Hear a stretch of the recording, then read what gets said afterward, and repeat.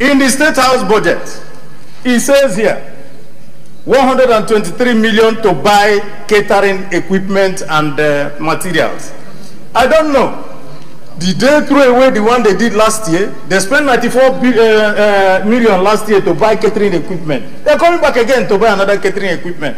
What are they doing in that State House that they're always buying catering equipment? I don't know.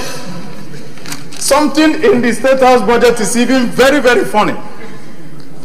They have welfare for 209 million, honorarium and sitting allowance for 556 million. And we want to ask, if you're going to spend 765 million for honorarium and welfare, is that a university where they're paying people to come and sit there? I thought that is a State House. I don't understand this type of provision that is in there. So we must also ask ourselves, for those in that State House who were claiming that we in this National Assembly were buying vehicles, there's a provision for almost, how many? 5 BMW cars. And they say we don't need vehicle, but they are buying for themselves. What are they doing with it? Of course, 5 Toyota Land Cruisers. That same place. And we're going around and asking. They're also buying computers and equipment.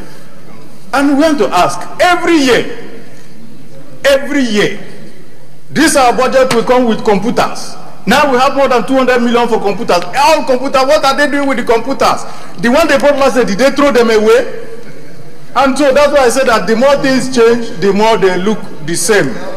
And we want to know who is leading who here. And that's why I'm asking, Mr. Leader, I have seen your every good thing that you have written here. And you have to come back to come and tell Nigerians, this thing that you have written here, that this budget is designed to stimulate.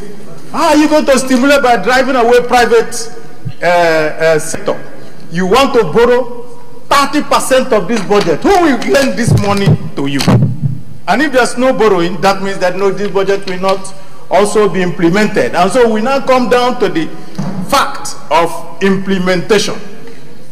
Of course, if you're unable to get any money, how are you going to implement? And then we're going to end up again coming back next year saying the same thing. And so, Mr. President, distinguished colleagues, I've said again, and let me reiterate, I have seen nothing new in this budget. I have seen exactly the same thing that was happening last year. Thank you, Mr. President.